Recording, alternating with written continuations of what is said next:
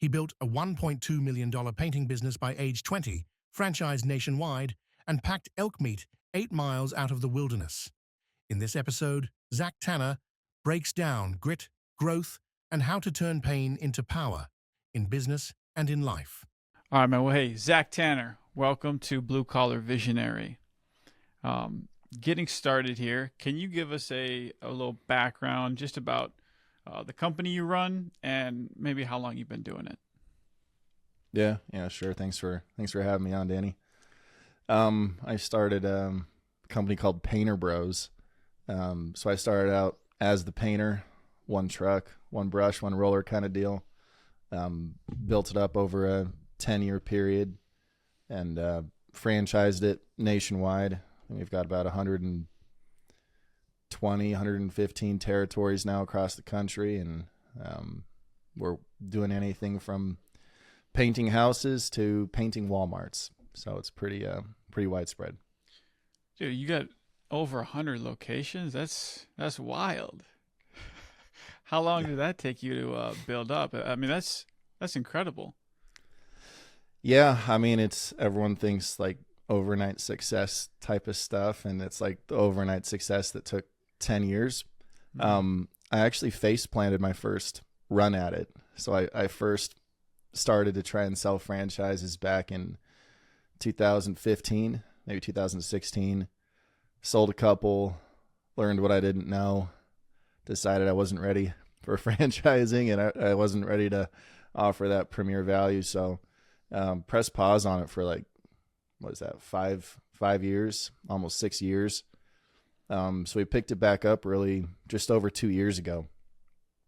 After I built a tech company to help manage everything, started connecting some dots on the national account side, and really wasn't until 2 years ago that I felt like we had what we needed to give some actual value to franchisees. Wow.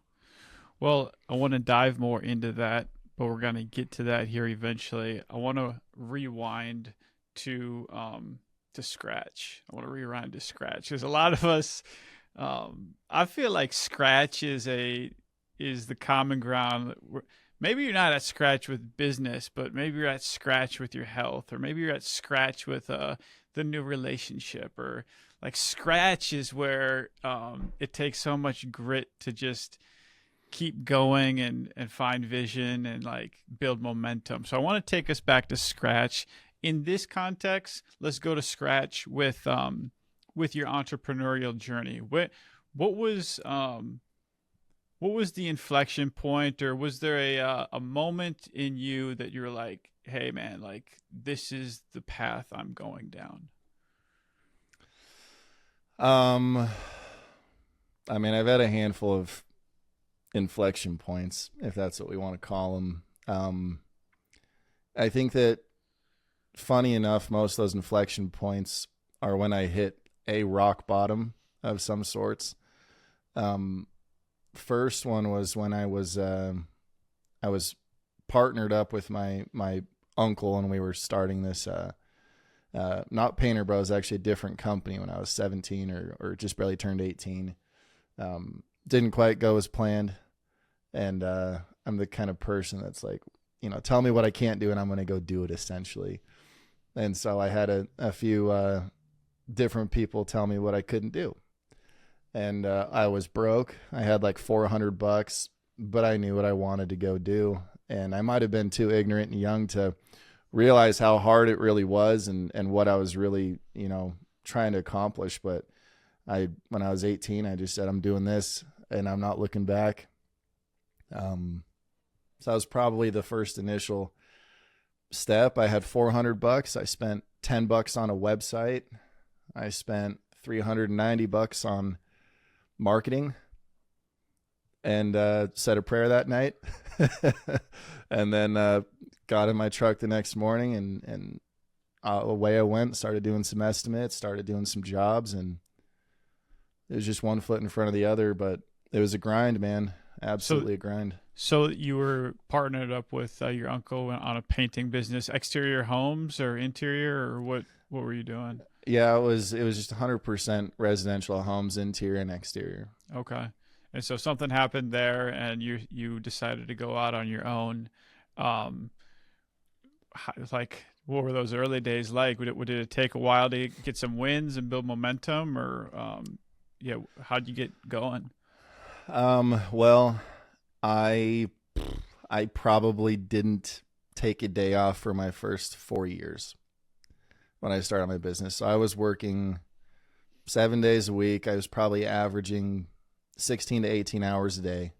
I kid you not. I would go and paint from 8 a.m. to 4 p.m. I'd go do estimates from 4 p.m. to 9 p.m.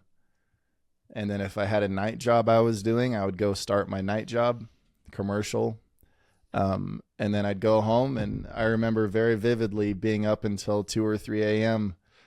submitting estimates, downloading it from Excel, putting it in a email, sending it off, just to wake up at 6 a.m. to rinse and repeat. Knowing what you know now, do you think that type of grind was the price required? Was that tuition, or do you think you were making it harder on yourself than needed? It's a really good question.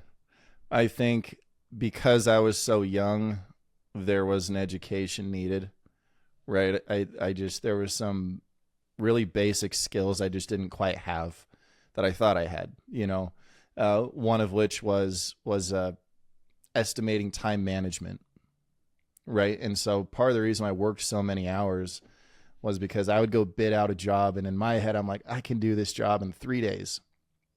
And then I'd schedule another job on the 4th day to start. And the problem was that job that I thought was going to take 3 days was really a 5-day job. And I didn't want to, and I didn't have the skills yet to manage customers and push the next one out in an effective and respectful way. And so I would just grind it out. So probably a little bit of both. And I'm a high reps learner, so I ended up doing that for a couple of years, but yeah.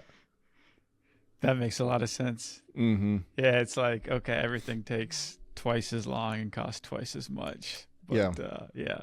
But you wanted to deliver on customer expectations, and you realized that you probably wanted that referral from a happy job. And yeah, I could see how that becomes kind of like a self-imposed prison in a way. Yes, that's a great way to say it. Yep. So you're at this owner operator stage for 4 years. When do you start bringing people on and to help out and maybe get a little bit higher up on the totem pole? I think I got the company to $1 million, $1.2 million after my second full year. Damn, bro, you did 1.2 million, yeah. And that was just you. That was me and 2 guys that were painters. Yeah. So wow. We hustled and grinded, man. At like what, 19 or 20? Yeah, it was 20. Yeah. I mean, 20 years old with, I don't know, call it $500K in the bank at the end of the year? Is that like, what is that like? I bought houses. So I had a different life path, like all my friends were blue collar. And I'd end up hanging out with some of my customers, and a lot of my customers were into real estate and business owners, right? And so they'd kind of take me under their wing here and there and show me a little bit of this and that. And so instead of going out and hitting the town as like my cut loose fun thing, I'd go buy real estate and I'd go invest. And so I think I'd bought like 4 or 5 houses by the time I was 22. Maybe more. Wow. But that was like my thing I would go do. And then I'd go remodel it myself and have fun and flip it or rent it or whatever. But yeah, so that's a dude, the motor to make this happen is insane.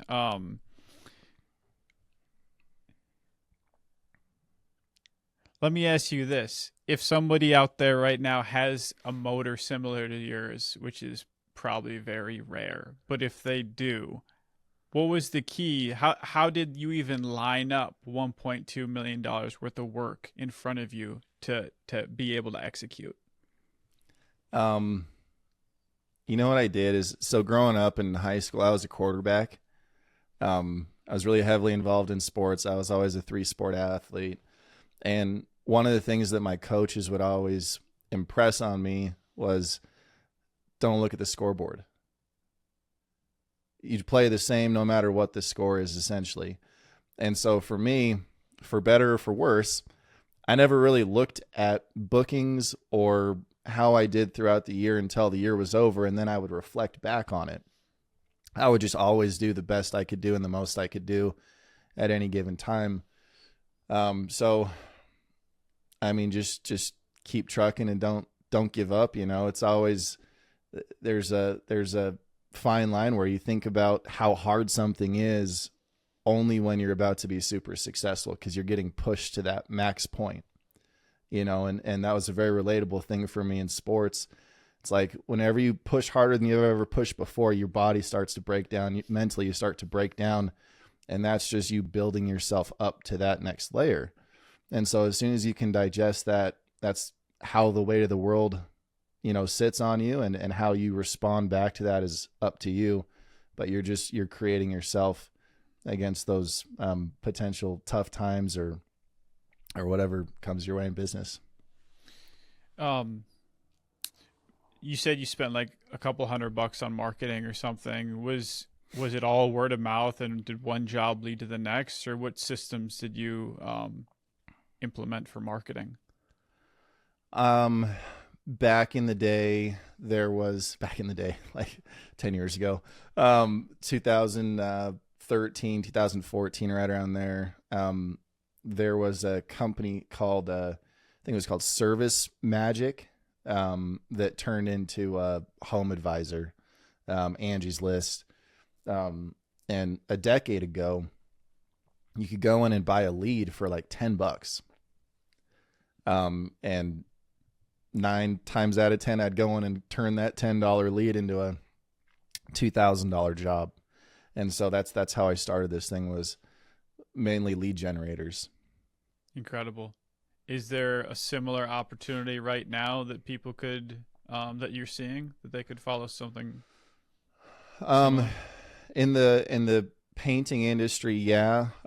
What I've noticed over the last maybe 5 or 6 years, following data, and just seeing people struggle and grind, is your cost per customer acquisition, or the cost of those leads, is growing at a rate like this. You know, it's every year now your average lead's like $160, maybe even $200, to be honest with you, depending on the source. And then your cost of services is only growing at about that rate, you know, keeping up with inflation, average life costs. And so the greater that gap between those 2 points, the less profits go to the actual service provider. And so I actually created a tech platform to fix that. And we're partnering with some Fortune 500 retailers and real estate professionals, where we're no longer charging per leads. We're actually just charging a referral fee only on the job, and it's 3%. So no one pays anything for leads. You only pay if you actually do the job and recognize the revenue. Wow. What's the name of that? That company is called FM Flow. So you start off as a painter, you elevate to then running a painting company. At what point do you take yourself out of the day-to-day and just start focusing on building business? That happened for me probably 4 years ago. So I'm 31 now, just turned 31. So I was 27, 26, somewhere in there. And I picked my head up and I just thought to myself, like, what's my real goal here? Because it seemed like before that I was just in this I'm building something mode. but the vision wasn't super well articulated. And so I would occasionally feel a little like burnt out or whatever, because I didn't have that real goal. Once I started to visualize the end game or the big picture, it made it really simple to just work on the business and achieve goals, check them off, move on. So you had said that you're a high reps learner. You bought 4 houses. What were some of the mistakes looking back that you think you could have avoided? Or were there any? I mean, you got a lot of money. You're doing well on paper, but we're all human. We all go through it. And like, what would you advise to young Zach right now going through that same couple of years stretch? It's a really good question to young Zach, who wasn't a very good listener. So if I'm talking to myself, it'd be some hard-headed people. But I would probably say listen more and care about relationships more. Mm-hmm. You know, I was such a competitive natured person. I was always like, where's the finish line? How can I do something? What, you know, this, that. And I don't think I really bought into the building relationships component of life until I was about 25, 26. I just wasn't ready for it yet. I wasn't ready to hire someone knowing that they're going to screw something up so that I can be there to help them learn from that, build the trust, build the relationship, and then let them grow into what I need. I was more of the, when they screw up, what'd you do that for? I got to go find someone else to do it. And so there wasn't really a full cycle, if that makes sense. I know it's kind of long-lunged, but 100%. Have you always been just like pure competitive, just kind of that winning mentality? I don't know. Is that something that has just been wired into you, or was there something, I don't know, something specific that caused that switch? Growing up, I had a single mom for the first couple years. My parents split when I was like 6 months old. And so we moved all over the place. Whether it was Fort Lauderdale, Florida, Las Vegas, Nevada, we up in Canada, Oregon, Utah, like it was every like year or two. And a lot of the places we moved to were not impoverished necessarily, but at times I lived in government housing, or we'd be in somewhat of a rougher demographic, and sports was kind of your pride. Like that was how you expressed yourself, for lack of better words. And so I'm into music and stuff now, but back as a kid, it was like you earned your reputation or your friend group by how well you performed on the court or on the field or whatever. And so that was really ingrained in me, just being competitive and always showing up, because moving around so much, like you never really had friends for that long. You're always trying to make new friends, always trying to, fit in, for lack of better words. And so I think that was probably a big, starter for it, but. That makes sense. That makes a lot of sense. So then that means that's why like you had a tough time investing into relationships, because it's like, hey, like I'm going to invest and then it's going to be gone. It's a bad investment. I can see. Is that kind of, you think that's what happened? Yeah. I mean, just nature versus nurture. Sometimes all that stuff adds up when you get older. And I think 100%. You had mentioned burnout, that you went through a little bit of that. How do you recover from burnout? If somebody's going through it, I think it's not that uncommon to, have a similar mindset as yours, where it's like, hey man, nobody can do it as good as me. And then you try to do it all, and it just, you can only do it for so long. It might be years, but eventually it catches up with you. Is there any thing you found to be helpful with recovering from burnout or starting again? Yeah, I noticed, with myself at least, that I would get burnt out of one thing in particular. I wouldn't ever really get burnt out of life in general. And so what I've done pretty consistently over the last 10 years is when I start to feel like I'm getting burnt out of business, I'll go and do something harder that's usually hunting or fishing focused. And so I'm a big archery hunter, and my archery hunts consist of backpacking in 3 to 5 miles in the middle of nowhere, living out there for about a week. And if I kill something, I'm packing out hundreds of pounds over 20 miles or 30 miles, right? And so the idea in doing something like that is showing myself that life's really not that hard. You put something into perspective for yourself by going out there and weathering a blizzard or a lightning thunderstorm in the middle of the night or whatever it is, and then having to pack out an animal out of 8 miles in. It makes running a business seem easier. So that was kind of my my outlet, I guess you could say, my healthy outlet. Man, I respect that. I read Cameron Haynes' book, Endurance. Have you read that?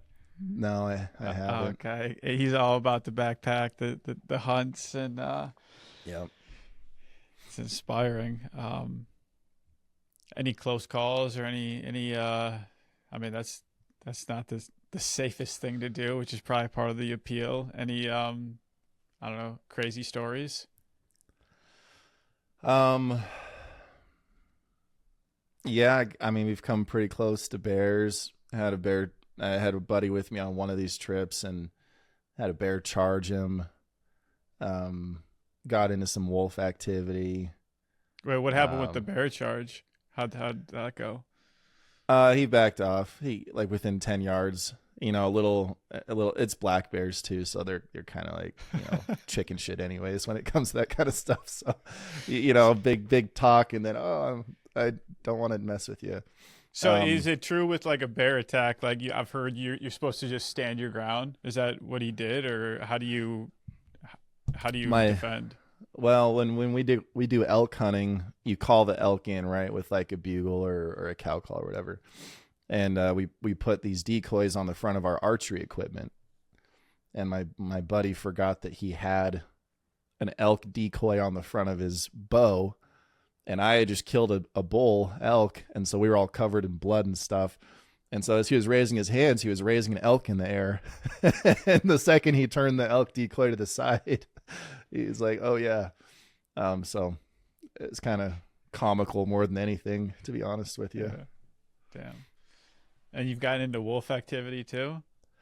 Yeah, just nothing super close. Just one of those, like you hear them. There's a big distinction between coyotes and wolves, and you'll hear some coyotes yipping, and then all of a sudden you'll just hear a wolf, and you're like, maybe we should get out of here, kind of a thing. What parallels do you draw from doing hard shit like that, going on hunts? How does that, what lessons do you think are applicable to running business? I guess the best one is you have to finish what you start. So it's a journey, essentially. You kill an elk, for example, you can't leave it there, no matter how tired you are. And I've even been in some of these situations where, I don't know have you ever hunted before, Danny? Yeah, I've shot 2 deer. Okay, so a quarter of an elk is anywhere from 50 to 100 pounds. And when you're packing them out of the deep country, walking it back along with all your gear, when it comes to those last 2 loads that you're bringing out, I've been there myself where I look at it and I'm like, how bad do I really need this? Do I really want to finish? And those are probably the strongest parallels, because in business, you hit that wall where you're like, do I want it that bad? You have to almost want it more than you want to breathe. Like you have to want it that bad. Otherwise it's easy just to turn around and walk away and forget about it, you know? So I think that just finishing what you start is pretty good and pretty well paralleled. Is there something that holds you accountable even in your mind? Because I mean, you're in the middle of nowhere, nobody's gonna know, you know, like, is there something you tell yourself? Is there a spiritual aspect? Like, what holds yourself when you say you want it more than you want this, you have to want it more than you want to breathe, but in that moment maybe you don't want it that badly? That's a good question. I mean, I don't always know where I get that fire from to make the next step. There's definitely some spiritual components to it. Whether it's myself telling myself to, you know, quit being a wuss about it and take the next step, or someone else, you know, it's definitely just something I carry on my own shoulders as you know, I'm accountable to myself. Yeah. And if I can look in the mirror every day and I can just know, one, I'm not perfect, but two, did I give perfect effort? And if I can know I gave perfect effort towards something, I'm good. You know, I can go meet my creator at any time and be totally fine. It's when I know I took a play off or I didn't give that full effort that I feel sort of ashamed. And like I didn't use what God gave me to the fullest, if that makes sense. Yeah. Makes a lot of sense. How has your life blossomed since investing in relationships and being more open to being patient with people? Well, I mean, it's there's two things that happened. One, I became very successful with business, and two, I got divorced, believe it or not. I think that what happened that was very interesting is, during my marriage, I wasn't even developing that relationship, if that makes sense. And so as I started to explore that whole, hey, I do need to actually understand people, get to know people I'm around and build, on who I know and what I know. It oddly sorted out my marriage, and discovered that I really don't get along very well with my spouse at the time. So that was difficult. That was a big learning and growing opportunity where I really had to decide and make some big decisions on what I wanted to do, how I wanted to do it. But it turned into a rocket ship ride of me being able to care about my customers and actually care about myself too. I think that was one of the hardest things is, you know, that transition we talked about. But before that, I didn't care about myself as much. It was an interesting balance. The more I cared about others, the more I'd care about myself. The less I'd care about others, the less I'd care about myself. And so as that grew, I started to listen to myself more. What do I need? What helps me tick? What helps me grow? And it allowed me to surround myself with the right sort of people, and we all help each other grow. We're all there for each other. It's kind of a beautiful thing when you think about it. Was it tough to focus on business when you have something in your personal life as big as a divorce? And what advice, looking back, could you give people when, you know, there's something outside of business, but you got to keep working? Like, how were you able to manage that? Or were there any words of wisdom that you could help somebody else with? When you feel like you're going crazy, you totally are. When you're going through that process and it feels like you're carrying way more weight than you can handle, that's totally real. And there's definitely a light at the end of the tunnel.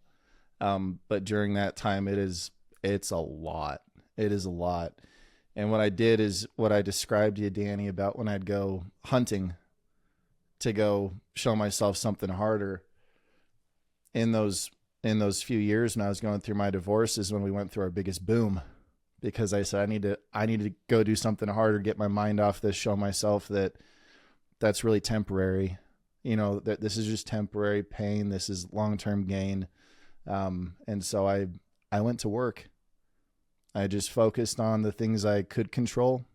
I focused on the things that I could impact in a positive way. And the rest that's out of your control, there's that saying that we make our plans and God laughs. It was almost a moment where I just surrendered the things that I knew I couldn't have any control over, and I just focused on what I could, and it turned out pretty well. Thanks for sharing that. Yeah. What has been your relationship with money, and how has it evolved? And I'll just leave it at that. That's a good question. I used to think money was way cooler than I do now.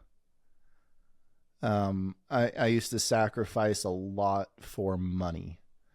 And that was really a problem when it comes to growing as a person or even growing as a business. Now what we do, we don't do for money. What I do, it's not for money. It's to make something better, to impact someone's life in a positive way, to have some kind of innovation economically that helps people. Because what I've learned is being able to help people and being able to provide something to society pays you if it has economic worth, right? So if you're focusing on how can I provide value, money always follows. And so I switched my whole mindset now is how can I provide value? Because I know if I'm providing real value, I get paid. I don't really know how much, but I know that it's going to happen. And so I just focus on continually providing value. When I hear value, I sometimes wonder what that actually means. What would be like a tangible example of you providing value without a transaction taking place?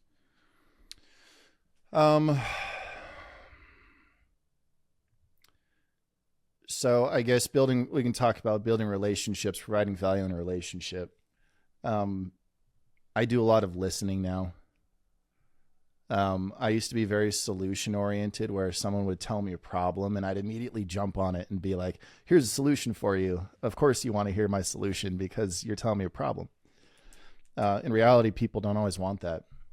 They just want to talk through their problem. They just want to talk through what they're struggling with. I don't get paid for that time. Right? That's not an immediate, I'm not their therapist. I'm not their lawyer. I didn't start the clock. But I will continually sit there and I'll listen. We'll chit chat. I'll help them work through something.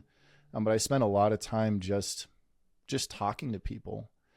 And what that does is that creates that bond or that relationship. And if it's someone who's in a circle of business that I do, or maybe in the future, they just remember that moment. They call me up and say, hey, Zach, I got this thing I'm doing. Are you interested? Sometimes it's money related. Sometimes it's not. But that's really, I guess, the focus right now is doing more of that. Thank you. I love that. That's amazing. Amazing example. And that makes me think of the cousin of money, which is time. And so we all, probably some of the most important resources there, money and time. Energy is also there. But in this conversation alone, I feel a peace and a kind of a groundedness from you. How do you think about time? How do you think about productivity when you think about making your days count? What's your mindset around doing something that moves the needle?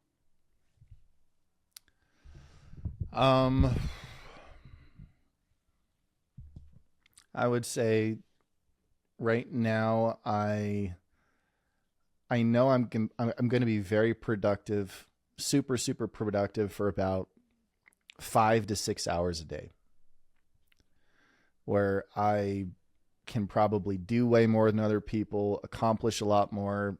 I can kind of get tunnel vision, and I get that kind of technician mentality where there's a task, I'm going to go accomplish that task. I can be really good at that for 5, maybe 6 hours. And so when I plan out my days, I have task oriented part of my day. I have relationship development part of my day. And then I have me part of my day. And I jam as much stuff into that task oriented part of my day as possible. And I'll make a list every morning or every evening about what I'm going to accomplish that next day. Does it align with my bigger picture goals? Is it a step? Blah, blah, blah. Once I'm done with that, though, I'm done with it for the day, because I've maximized my output, and additional time put into it throughout that day is sort of a waste of my time, because I know I can do better at it tomorrow, if that makes sense. Yeah. So I can back off of that hyper-focused mentality and cut loose and transition into walking around my office and talking to people in my company and seeing how their weekend was, how their day is, sit down with them, chit chat, see if someone wants to go to lunch. And then, I'll usually close out the day 5, 6 o'clock. And whether it's me or me and my kids, I'll take them fishing, or we'll go do something fun. And I try to not focus on work. I try to focus on personal development, and a big part of that's reflection. And so maybe some people call it meditating. I do a lot of reflection on events and personal life, and how I can better myself. So kind of a long answer, I know, to your question, but man, you can talk for as long as you want on these answers. I love what you're saying. Without spending too much time and getting too granular, I am kind of curious. So I love that. I haven't heard that framework of breaking it into the thirds like that, but this is a problem for myself. I find the tasks just bleed like all throughout the day. I get a little distracted, but it is, cliche, but like the day before vacation, you're way more productive. Make so much progress. And for you, is it 5 or 6 straight hours, or is there a break in there? Is it early in the morning? I know everyone's different, and I'm not trying to make this the one size fits all, but I am just curious about how you structure that productive time. Yeah, no, that's a good question. It's seasonal. To be honest, it fluctuates throughout the year. But I like to get up and do a workout first thing in the morning. I got to wake up the body before the mind can really turn on. So I'll try and start with that. And if I can get into my office before everyone else gets into my office, that's perfect, because then I can get everything organized and start working. So it's usually straight hours. It's usually 5 to 6, just, from 7 or 8 a.m. until early afternoon. I have stuff I'm going to finish up. That's how I do it. When we talk, I want to know how you think about vision, and we all, I think, could use a tune-up with our vision, and it's something that I've been trying to get clear on, and it seems like it's actually a lot harder to get clear on the vision of 10 years down the line, and then 3 years, and I understand conceptually, okay, I want to know where I'm going, and then you break it into the 3-year goals, and then maybe work backwards quarterly. But man, it's kind of tough to forecast exactly what I want, because it feels like when I'm a little bit farther down the journey, what I want changes, and then it's well, am I just eventually just going in a big circle? It's what it kind of feels like sometimes. How do you think about vision, and how have you gotten clear on your vision? I mean, it's generally speaking, it's foresight. It's a mixture of foresight and faith, right? And faith's the ability to believe in something that you can't see. And so applying that concept to foresight, which is really looking at the whole data how the world's moving, what's going on, is tricky. And so what I found to be very helpful is isolating a goal that can be a constant. And what gets you to that end goal has a million variables. If you're focusing on the variables and how you get to that constant end goal, that's when it starts to just fall apart, because there's so many things out of your control. They're all variables. An example of that is, like, let's say I want to build a business and sell it for $100 million. That's something I can control, right? How I get there, like, it's going to change weekly. And so I'm never dead set on any of those variable paths to get me to my end goal. All I know is every day I wake up, I'm building a business to sell for $100 million. And whenever opportunities come my way, I'll take them. And so I've adopted that mentality with what I do. And it's pretty low stress, because you're letting life essentially show you opportunities, and you can go with the flow, and your goal stays the same. And if that makes sense. It does. I like that. What is the emotional driver behind 100 million? What's the difference between that, 50, 10? Like, what is it? Just a big number that you're like, hey, this would be sick, and it sounds cool? Or like, how do we attach something that actually gets us emotionally, like, excited about a number? Yeah. I guess first you have to decide what gets you emotionally excited in general. What makes you want to live? What do you really enjoy about life? And then you take a minute to figure out, how much does that cost a year to pay for? And how much money would I need to invest in real estate or stock market or whatever in order to passively generate that income for me to accomplish those goals? And so for me, it was like, yeah, I'm a pretty simple dude. I do a lot of hunting, a lot of fishing. My lifestyle is not really super expensive, but I really love helping people. I love growing economy. I love growing business. I love participating in innovation. That's expensive, right? Mm-hmm. That's where money comes into play. That's how you make real change. And so you just got to figure out what drives you. And for me, it's creating something that makes me money passively, that allows me to not focus on money, because money's taken care of and I can just go for it. That's kind of been my driver. I like that.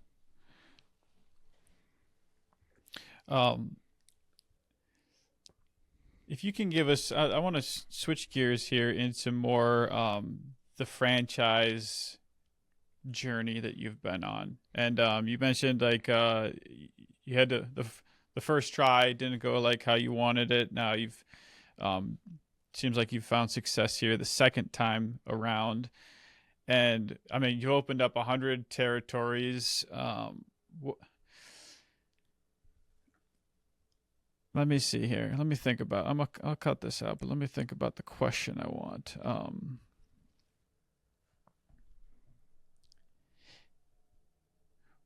Has franchising always been in your mind, or was there a moment where somebody introduced this concept and it opened up your eyes? I guess franchising has always been the core of what I wanted to do. That's my uncle and his business partners were franchisors. And so I understood the concept. I really liked the idea of empowering people with franchising, allowing them to have top earning opportunity. And what I wanted to bring, the value that I personally wanted to bring to the franchising community, was to change the previous model of here's an opportunity in a box to I'm franchising because I have more work than I can handle and I need people to help me do the work while they're building a local business.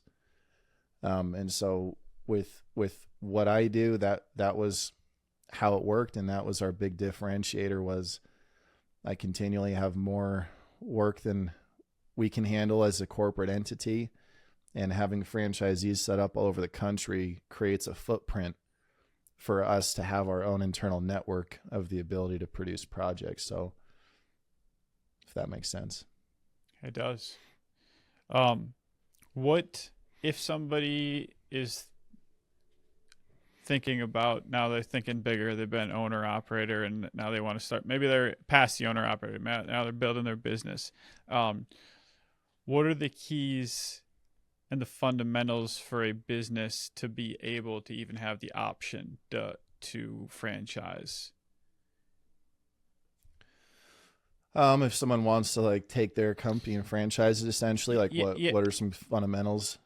Maybe a better question is, what mindsets or mistakes do you see in certain businesses that want to franchise and then go down? And maybe even yourself, maybe this is why the first time around didn't go like you wanted. What are the things that they don't know are important, aren't on their radar, or are just doing wrong that they need to fix to even have the opportunity or the option to run a successful franchise? Gotcha. First, I think fundamentally, no matter what kind of business you have in the service industry, you should always build it as if you were going to franchise it. That's the only way you're going to work yourself out of the day-to-day equation, is by building those systems. So franchising at its core is just a well-developed system applied on a local market that has the ability to replicate it quickly on a large scale, right? So service industries are like the easiest ones, restaurants as well. It's a pretty short system that you follow. I would say for me, some of my early shortcomings were, you ever heard that how to make a peanut butter and jelly sandwich like video where it's like, take out the bread, put the peanut butter on the bread, and it's like a guy who has a loaf of bread, puts the peanut butter on top of the loaf of bread. All right, now spread it around. So it just like wipes the whole jar. Yeah. So it's kind of the same concept where when you bring people into franchising, they don't know the colloquial terminology or anything about the business. There's an acclimation that takes place, and during that acclimation, you have to just make it so simple and clear. And it really is similar when you're hiring new employees. Like, the more simplified and the more real and easy it is to understand a job or a process, the quicker you can grow and build. So it took me some time to not think about it the way that Zach thinks about it, but to put myself into someone else's shoes who's never done this before, see it from their perspective, and then realize, all right, if I view it as not knowing all these things, what do I need? So that took a little bit of time. I think that's probably what most people go through on a pretty large scale. Is that the reason why the first time around didn't work? First time around, I didn't have a very good tech platform. So like managing the operations of the company was really tough. I didn't have visibility on how different locations were doing, lead flow, KPI management, all that jazz. Didn't have it. So that was a really big one. And the other one, it was systems. It was like, I got so overwhelmed with what I was doing with just those couple that there was no way I was going to be able to pick my head up and grow some massive empire because I was in the weeds building. So what's the best, lead flow right now? Is it mostly paid ads? Is it large like contracts, or what seems to be working from a marketing perspective? We do a lot of networking, building relationships with people. I'd say 95% of it is that, just referrals based off of who the kind of job you did previously. Digital marketing's been really expensive. That's why I built that tech platform, and we're partnering with some large retailers and real estate professionals to create a sustainable solution for customer acquisition. But yeah, I mean, times are changing. I think it's going to shift again now that cost of customer acquisition is so high on digital marketing. There's just going to start being solutions like mine that start becoming available to people. It's kind of a cool time to be in business and see it happen. Why'd the cost go up so much? I believe that there was lack of accountability. There was no way to measure the cost per customer acquisition automated. I built the tool. So my software is the only closed loop software that accounts for the cost per customer acquisition from any individual marketing source. And so when I built this thing 4 or 5 years ago and we started tracking it, no one else had the data. They were hoping that if I pay this money for this project, I get the job. And, I mean, if people pay for it, then companies charge it, and so they can charge as much as people are willing to pay. And I think during COVID, you had a lot of people who resorted back to what they knew, right? If they lost their job in fast food or whatever, everyone was a tradesman. And then you accompany that with a massive injection of cash from the federal government so that people can do all these home projects. All of a sudden you get this inflation on the cost to do business from a marketing source because they can do it, because people pay for it. There's this massive demand. But fast forward 4 years later, you can't maintain that. It causes a collapse. And so I think we're at that point in the blue collar side. Kind of similar. AI is, I heard someone say, it's not like the internet 2.0. It's like somebody just invented fire. I was like, oh shit. Have you been using it, and how do you use it in your business to make things more efficient, run better, just overall improvement?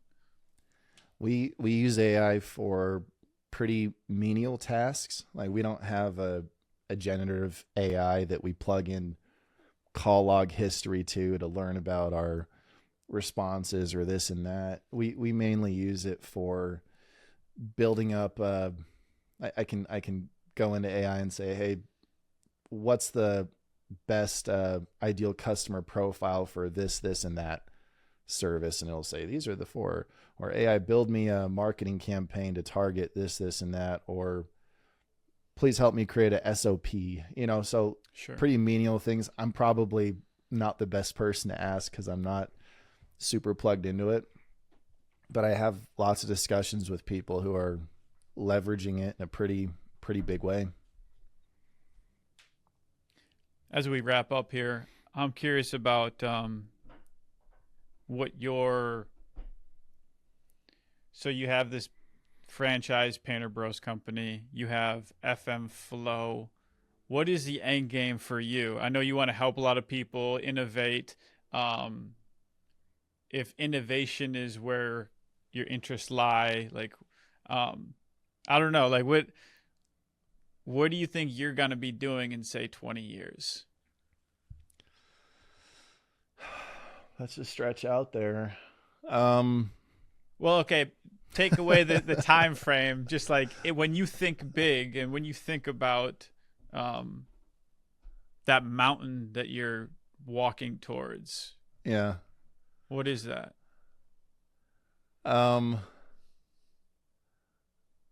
would hope to have left something with the economy that has created real value and sustainable change. Whether it's this tech company where we're redefining customer acquisition or franchising, where like in 20 years from now, I hope I'm not grinding every single day. I hope I can sit on my porch for at least half the day and stare at a mountain range and maybe ride a horse and do some fly fishing and think back on what I did, go visit town and maybe see someone who's using something I built, or watch a commercial that shows something that I built. I think that'd be a feel good. Love that. Hey man, what's well, I just want to say thanks for coming on the show and just being so vulnerable and open. Like I'm curious about these motivational videos and podcasts that you record. I'm sure, is that only for your franchise owners? No, not always. I do some with other guys that want to do podcasts too. But I guess if somebody wants more of Zach Tanner, where can they go? Where can they listen to you? Is there any ask or direction? That's a really good question. I probably should have an answer queued up for it. Maybe I'll start doing a podcast that's a little more available to people and share some real life experiences that way. I'll put it on my to-do list. I'd be a listener. I'll subscribe. Yeah. Beauty. Hey man, what's the last thing, whether it's a word of wisdom, a challenge, an ask, just a parting word? What do you want to leave the listener with? Just be yourself. Beautiful. Yeah. Hey Zach, thanks for coming on the show. Yeah, absolutely, man. Thanks for having me.